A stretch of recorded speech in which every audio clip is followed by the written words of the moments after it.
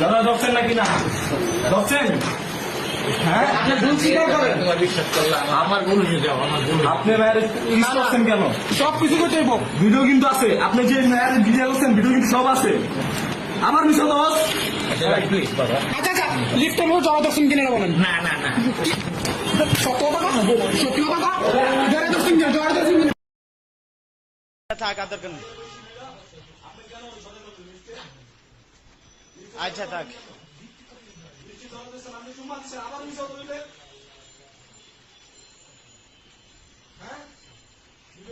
করতেছি।